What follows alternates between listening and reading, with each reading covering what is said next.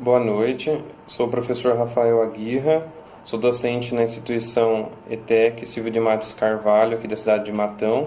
Tá? Hoje é dia 7 de setembro de 2018, 21 horas, e eu estou aqui com a professora Nádia Cristina de Azevedo Meli, na residência dela, para a entrevista do projeto coletivo História Oral na Educação, Memórias do Trabalho Docente. Nós vamos falar um pouco sobre as memórias do trabalho docente, tentar resgatar os pontos mais relevantes durante a atuação da professora na ETEC Silvio de Matos Carvalho, na cidade de Matão. Boa noite, professora. Boa noite. Gostaria de agradecer a participação no nosso trabalho, poder contribuir com a história da educação, né, e em especial na nossa instituição aqui de Matão. Eu gostaria que a senhora contasse um pouco da sua história de vida. Ok, eu nasci na região sul e vim para São Paulo quando eu tinha 12 anos de idade. Eu tenho uma história bem diversa, aprendi muito sobre o sul enquanto eu morei lá, mas não conhecia muito sobre São Paulo. Quando eu vim para cá, eu descobri esse estado, descobri todas as particularidades e as peculiaridades desse estado. Essa é a minha história de vida. Na verdade, eu aprendi a conhecer as coisas que hoje eu trabalho, onde eu moro hoje, a partir dos 12 anos de idade. E onde a senhora estudou, né? Primário, segundo grau, superior? A minha história acadêmica, obviamente, começou lá no Rio Grande do Sul. Quando eu morava lá, a minha vida acadêmica começou lá. Então, na época que eu estudava, era o prezinho, a gente entrava direto no prezinho, não tinha os anteriores que hoje tem, né? Então, eu comecei a estudar no Rio Grande do Sul, fiquei lá até a 5ª série, que hoje eu acho que é 6ª série ou 6º ano, é diferente hoje o sistema, mas eu vim para cá quando eu tinha essa idade, estava na 6ª série e tudo, e comecei a fazer o meu ensino, continuar o meu ensino a partir daí. A partir daí eu terminei o ensino médio, que na época não era ensino médio, era colegial e tal. Depois eu fui para a faculdade, e foi quando eu ingressei na área de informática, e a partir da faculdade eu fiz alguns cursos relacionados a isso, fui fazer uma especialização na minha área, banco de dados, fiz outros cursos de aperfeiçoamento e fiz o meu mestrado também na área de engenharia de produção na USP aqui em São Carlos. Fale um pouco da sua trajetória profissional, né, dentro e fora da escola, e sobre o processo de escolha, né, dessa área de atuação e quantos anos que atua na área. Bom, a minha trajetória profissional tem a ver com a influência do meu pai, que sempre esteve relacionado com ciências exatas. Então, ele é economista, lá no Rio Grande do Sul ele fez a faculdade de economia, começou a trabalhar em banco, meu pai sempre trabalhou em banco, e também ele é contador. Então, toda a minha vida eu ouvi ele falando sobre números, sobre coisas relacionadas a números e a sempre ciências exatas. Isso acho que acabou me influenciando um pouco e eu acabei partindo para a área de informática por conta disso também, porque é uma ciência correlata. Dentro da escola eu sempre atuei com a área de informática. A partir do momento que eu entrei na ETEC, pelo curso de informática, eu fui me voltando para caminhos que sempre recorriam à informática. Hoje eu estou na área de tecnologia educacional, na área de ensino à distância, que tem um viés da área de informática, ou seja, eu não abandonei a minha área de natureza, a minha área natural, mas eu agreguei a educação, relacionei com a informática e aí deu nisso, que é a tecnologia educacional. Fora da escola, eu fiz estágios e trabalhei em empresas grandes, como a Brahma e a Citrosuco. Mas na área de exportação, não era especificamente na área de informática. Então, é uma experiência que eu agrego à minha trajetória, mas não tem muito, assim, não está totalmente relacionada à área de informática. Quantos anos de atuação? Eu me formei em 2000. A partir disso, eu venho trabalhando dentro da ETEC e, paralelo a isso, eu também ministro aulas na área de engenharia e na área de informática em faculdades também. Já passei por 2 faculdades, uma eu permaneço até hoje. E agora eu estou como avaliador de curso superior no Ministério da Educação. Então, tudo relacionado à educação, algumas coisas relacionadas à informática, outras à engenharia, e a maioria das coisas que eu faço relacionado à tecnologia educacional, tanto que eu estou agora, sou responsável por projetos no GEAD, que é o Grupo de Estudos de Ensino à Distância do Centro Paula Souza, que tem muito, eu uso muito do meu mestrado, que é, apesar de ter sido na engenharia de produção, ele versou sobre tecnologia educacional, modelo de design instrucional, inclusive os testes, a amostra foi colhida na própria ETEC, então tem todo esse enredo de educação. E o GEAD aproveita muito disso. Hoje eu uso muito disso no que eu faço, na minha função no GEAD hoje como coordenadora, eu uso muito do que eu vi no meu mestrado. Então essa é a minha trajetória. Entendi. Então hoje não mais na sala de aula. Não mais na sala de aula, nos bastidores, vamos dizer assim. Na ETEC, nos bastidores, atuando na coordenação e tal. Na faculdade, sim, na sala de aula. E no MEC também nos bastidores, porque eu só converso com alunos de curso superior, mas eu não tenho contato via aula com eles. Eu só converso através de entrevistas, que faz parte do processo de avaliação do curso em si. E como foi essa mudança da dinâmica e sair da sala de aula, considerando a ETEC, e trabalhar no projeto de educação à distância, né? Porque você vinha da sala de aula. Foram vários anos na sala de aula e de repente você sair. Como que foi essa mudança? Bom, são coisas diferentes, mas elas se complementam. A experiência em sala de aula é importante e eu diria que é imprescindível, porque você não pode sair para alguma coisa você vai lidar com professores agora de uma outra forma, sem ter essa visão que o professor tem em sala de aula. Como é que você lida com questionamentos de aluno, com queixas de aluno, com queixas de professor até? Como é que você faz essa gestão sem ter esse conhecimento empírico de sala de aula? É meio complicado. Então, estar em sala de aula é meio que um pré-requisito para assumir, na minha opinião, tá? Tem gente que pensa diferente, mas eu tenho essa visão. É meio que um pré-requisito, porque você precisa ter experiência de campo para sentir as dores, as angústias, as felicidades, todas as emoções que um professor sente no seu dia a dia, para lidar com elas, saber lidar com elas depois.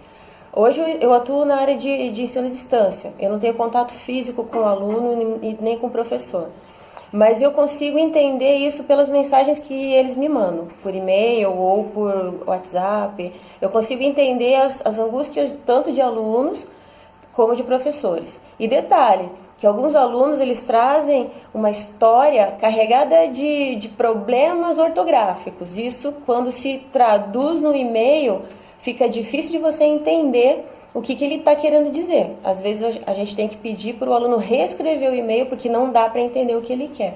Mas mesmo assim, por conta dessa experiência em sala, você consegue entender mais ou menos o que está acontecendo com aquele aluno para poder ajudar naquela escrita meio, vamos dizer assim, capenga, mas você entende por causa dessa vivência que você já conhece. Qual é o perfil do aluno? Você já conhece as principais características desse aluno. Então fica mais fácil. Então eu diria que são complementares e que é uma evolução natural. Você está na sala de aula, você quer fazer outras coisas também que tem a ver com a experiência de sala. Tem pessoas que querem ficar a vida toda em sala de aula, gostam de dar aula. No meu caso, não. Eu quis essa experiência da sala, mas eu queria algo mais também, que aliasse as duas coisas.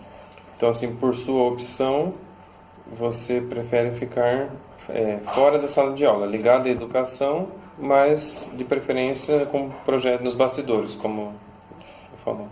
Exato, porque hoje a minha percepção, a minha ideia é que dentro da sala de aula você tem autonomia como professor para fazer várias coisas. Mas tem algumas coisas que precisa vir de gente com autonomia maior. Então hoje nos bastidores, na coordenação, eu consigo ser essa pessoa que consegue mudar algumas coisas que o professor não consegue. Elaboração de material, gravação de videoaula, que eu estou falando especificamente do projeto que eu coordeno, que é de ensino à distância, então a gente tem tudo isso, elaboração de material voltado para ensino à distância, que é diferente do material presencial, a gravação de videoaula, uma série de coisas pressupõe, e ele precisa que seja assim, que é diferente do presencial. Então, eu preciso estar à frente disso tudo, coordenando isso tudo, ao passo que, se eu estivesse em sala de aula e recebesse esse material, eu não ia conseguir mudar, porque não era minha função a elaboração e tal. Na coordenação eu tenho essa autonomia. Então, é importante, é interessante esse outro lado da educação. É isso que me encanta hoje. Essa autonomia para poder mudar algumas coisas que eu acho que não estavam funcionando e que agora a gente está tentando, não sei se vai funcionar, mas a gente tem autonomia para tentar mudar. Isso que é legal. E você acha, na sua opinião, que seria possível dar mais autonomia para o professor em sala de aula em algumas questões?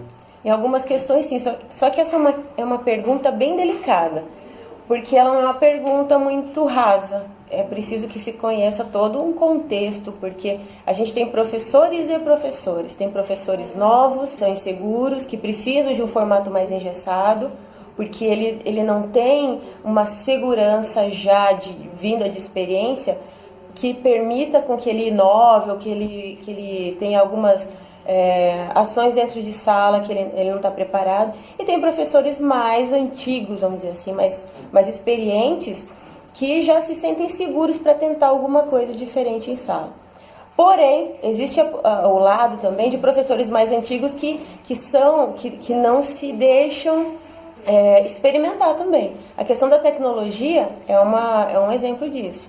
Muitos professores mais antigos têm muita dificuldade em adotar a tecnologia dentro de sala, abandonar o giz e a lousa. Não que isso tenha que ser abandonado por completo, mas ele pode ser uma das formas e não a única forma. E eu percebo que, nesse sentido, os professores mais antigos eles têm mais dificuldades. Então, não é assim, não dá para padronizar tudo. Não tem uma resposta só essa sua pergunta. É preciso analisar o contexto e trabalhar de acordo com esse contexto. E na sua vivência na sala de aula, você viu alguma mudança significativa no modo mesmo de dar aula durante a sua trajetória, como era no passado? Porque a gente ainda tem a configuração da sala de aula da mesma forma como sempre foi, vamos dizer assim. Então, carteiras enfileiradas, né, a lousa, né, como eu vi o professor falando, né, a lousa ela continua soberana na sala de aula, é a mesma lousa. Agora a gente tem lousas digitais e tal, né? Aí na ETEC ainda não, mas a lousa está lá, verde, né? O formato da sala é o mesmo. Você acha que isso teve alguma, ou tem alguma perspectiva de mudança? Então, embora muito se tenha falado, ou muito se fale ainda sobre novas metodologias em sala de aula, as metodologias ativas, as chamadas metodologias disruptivas, a gente percebe que ainda existe uma tendência da lousa ser soberana. É difícil você partir para a prática dessas metodologias. A gente ainda tende a conhecer as metodologias, mas não utilizar muito, utilizar parcialmente, mas fazendo da lousa a principal, a estrela da sala de aula. Os professores, mesmo os que conhecem outros tipos de metodologias, como, por exemplo, a aprendizagem por projeto, baseada em problemas, a rotação por estações e a sala de aula invertida, as pessoas conhecem, até participaram de alguns workshops, algumas oficinas, conhecem um pouco da prática, mas na hora de chegar na prática verdadeira mesmo, no dia a dia da sala de aula, ainda usam muito mais a lousa do que deveria, entre aspas, tá? Mas é uma questão assim, como tudo na educação, você precisa se sentir seguro para usar. Então, eu acredito que esses professores ainda não estão completamente seguros. Um problema que eu vejo é a carga de trabalho muito alta dos professores. Então, apesar de eles saberem como é que utiliza, eles não têm tempo para articular as ideias de forma que aquilo resulte em um modelo de aula que use esse tipo de metodologia. Porque às vezes você consegue ter a ideia, mas não consegue colocar a ideia em prática por causa de implementação mesmo, falta de implementação. Eu conheço muita gente que tem esse tipo de problema, tem ideias e tal, mas só consegue colocar essas ideias na hora de escrever um artigo científico, por exemplo, que ela precisa dos resultados daquilo. Então ela faz uma experiência em sala, usando uma dessas metodologias, colhe os resultados e escreve um artigo. Aquilo não se torna uma prática na vida dela.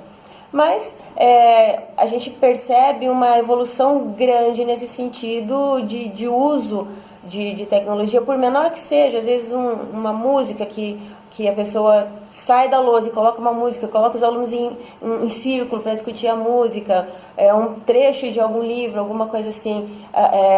Eu percebo que os professores estão conseguindo se desgrudar, é uma palavra muito bonita, mas é o que desgrudar mesmo da lousa e trazer isso de uma outra forma para o aluno. Até porque o aluno está acompanhando essa evolução na área de informática, não, de educação.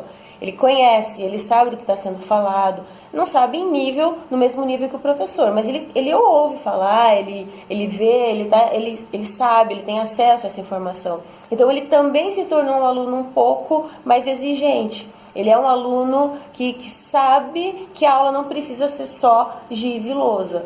Apesar de que a aula com giz e lousa ela ainda é necessária, a gente não pode tirar a importância dessa aula. Mas ela não é a única, conforme eu já falei. E o aluno sabe disso. Então, esse aluno que está mais antenado, que sabe mais das informações que rondam, né, a área de educação, o próprio aluno, esse perfil de aluno, ele faz com que o professor tenha que pensar um pouco como ele vai entregar essa informação que posteriormente vai se tornar conhecimento na mente dos alunos. Entendi.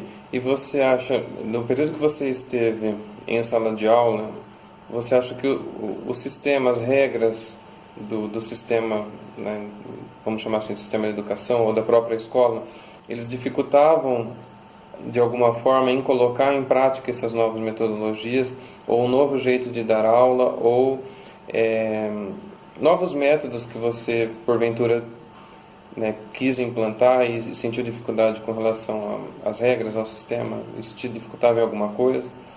Eu não passei por isso. Eu nunca tive esse bloqueio, na verdade. Nunca me bloquearam em nada. Na verdade, eu nunca fiz nada muito fora do que a gente já estava acostumado. Então, eu nunca fui assim alguém que rompeu completamente com a forma tradicional de aula.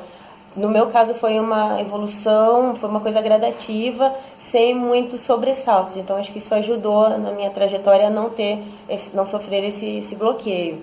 Mas eu tenho conhecimento de escolas, tanto públicas quanto escolas privadas, que não utilizam e não deixam os alunos utilizar, por exemplo, o celular ou o WhatsApp. E a gente tem histórias e trabalhos científicos até de grandes coisas que são feitas pelo WhatsApp. Pesquisas que são feitas, a socialização dessas pesquisas dentro da sala, utilizando o WhatsApp, utilizando o celular. O celular hoje ele é uma tecnologia muito bem-vinda na educação. Ele te abre portas dentro da aula, tem várias maneiras de usar o celular dentro da aula. E alguém, que eu não me lembro agora, já falou que assim, você tem uma série de limitações dentro de sala de aula, estrutura física e tal. Quando há uma possibilidade dessa limitação ser rompida, que é o uso do celular, você simplesmente bloqueia, não quer usar. E foi um teórico da educação que falou isso, eu realmente não me lembro o nome dele agora, mas eu estava lá nesse congresso que eu vi e faz todo sentido. Então você tem uma ferramenta que te permite abrir portas, e porque você não conhece especificamente, ou porque você tem um pouco de medo e até uma insegurança de usar, até porque os alunos conhecem mais do que os professores normalmente, é isso que acontece. Então o professor ele se sente acuado, ele fica intimidado, e aí ele fecha as portas para essa tecnologia. Então esse é um exemplo desse que você falou, mas não foi comigo, mas eu sei de gente que sofreu esse tipo de bloqueio, sim. Entendi. E como que você chegou, professora, no Centro Paula Souza? Eu tinha acabado de me formar, eu fiz a minha graduação e estava naquele momento de procurar emprego. Eu tinha feito estágio e tinha trabalhado em empresa já. E eu fiquei sabendo da ETEC, né, dos processos seletivos que a ETEC normalmente faz. E eu nunca tinha pensado em ser professora, né? Eu sempre pensei em trabalhar em empresa. E naquele momento que eu vi aquela propaganda, eu vi o edital, eu pensei, por que não? Né? Por quê? Eu nunca tinha olhado por esse ângulo, eu vou tentar. E tentei, passei no processo seletivo e acabei me afeiçoando às estratégias e fui conhecendo mais a profissão. Isso me trouxe, me levou a outros caminhos e seguir carreira acadêmica implica em fazer mestrado, doutorado e tudo mais e se interessar demais pela área de pesquisa. E eu acabei me encontrando, principalmente na área de pesquisa. Eu acho muito interessante a área de pesquisa, que está atrelada, de certa forma, à trajetória acadêmica. Porque você segue outro caminho quando você vai para a área de empresa, da área da indústria, você procura outras complementações. A área acadêmica tem muito forte o foco em pesquisa. E isso eu gosto muito. E depois pegar essa pesquisa e colocar dentro da sala de aula, aquilo que você descobriu, aquilo que você estudou, é muito gratificante. Então, essa é a grande, acho que é o mais legal da área acadêmica, é você poder pegar essa teoria, testar e colocar na prática da forma como você vê. Acho que isso é legal. Professora, e como a senhora consegue articular, né, essa relação trabalho, o cotidiano familiar, né, o lazer, filhos? É difícil, é bem difícil, principalmente acho que o universo feminino ele é mais difícil que o universo masculino, mesmo depois de tanta conquista da mulher, ainda tem aquela dificuldade, porque a mulher ela tem que gerenciar mais coisas que os homens, isso é fato. Por exemplo, o filho, o pai, ele olha, ele assiste de certa forma, mas é a mãe que ainda é a mãe que está lá na hora da prova, fez a tarefa, não fez. Então isso demanda mais da mãe mesmo. Conciliar tudo isso, ser mãe, mulher, profissional, demanda muito tempo e muita energia. A minha sorte, trazendo para o meu universo específico agora, a minha sorte é que o meu marido, ele entende isso e ele é parceiro. A gente é super parceiro, a gente divide tudo, a gente divide desde das tarefas da nossa filha, a gente divide as tarefas de casa, é lógico que a gente tem alguém que nos auxilia, porque não daria para fazer tudo, dar conta de tudo, mas o que sobra para a gente fazer a gente divide conta, a gente divide tudo, porque não dá para fazer se não for desse jeito. Uma vez que a gente conseguiu estabelecer esse modelo, o resto é equilibrar. Quando você vê que você está pendendo demais para alguma coisa, deixa eu voltar um pouco, porque não é saudável que eu me afunde tanto assim no trabalho. Deixa eu voltar a minha atenção, um pouco de lazer, porque depois eu vou perder em saúde. Então, essa percepção é importante para você ir equilibrando ao longo da sua vida. No momento que você tem mais atribuições, você precisa entregar um projeto, você precisa dar resultado, você precisa dar conta de metas, aí você pende para o seu lado profissional. Quando você percebe que a sua saúde psicológica está sendo prejudicada, você breca um pouco esse lado e vai para o lazer um pouco mais. E esse equilíbrio diário é a chave da saúde mental, saúde profissional. Não dá pra ter isso sempre. É a vida moderna. A gente tem aí vários estudos falando que a vida moderna traz uma série de coisas. A depressão, você é psicólogo, você sabe melhor que qualquer um. A depressão, o pânico e tudo mais são doenças que esse ritmo de vida imposto pela sociedade, pela nossa atualidade, ela vem mexendo na nossa rotina. Felizmente a gente já sabe disso. Então, a partir do momento que a gente sabe que existe esse problema, a gente precisa gerenciar esse problema, a gente precisa trabalhar em cima disso para equilibrar. Acho que equilíbrio mesmo é a chave da questão. Porque hoje a senhora concilia os trabalhos no GEAD, né, a família, a filha e o trabalho na universidade. E no MEC. E no MEC. Isso. Tem bastante coisa. Tem bastante coisa. A minha sorte, né, eu vou chamar de sorte, mas é que são trabalhos conciliáveis entre si. No momento que eu estava pleiteando esses trabalhos, eu já levei isso em consideração. Que são coisas que dá, dentro de uma engrenagem, eles rodam de uma forma harmônica. Porque tem coisa que não tem jeito. Tem coisa que você tem que abrir mão mesmo, por conta desse equilíbrio. Você tem que ter essa visão. Dá para conciliar? O que isso vai me tomar? Qual é a porção de tempo? Qual é a energia que eu vou ter que gastar com tudo isso? E algumas coisas você realmente tem que evitar. Não tem jeito, não tem mágica. O que sobra são as coisas que dá para conciliar. E você tem que ter essa percepção, né? Que se dá para conciliar ou não. Entendi. E quais são as suas perspectivas, né, social e profissional? As minhas perspectivas, eu não sei assim te falar detalhes, porque hoje eu estou numa situação que eu me sinto confortável. Então eu não tenho grandes sonhos agora, porque eu me encontrei num momento que eu estou confortável com a minha situação. O que eu espero agora é dominar mais aquilo que eu faço e crescer dentro disso. Chega uma hora que você precisa buscar novas coisas para agregar dentro daquilo que você já faz.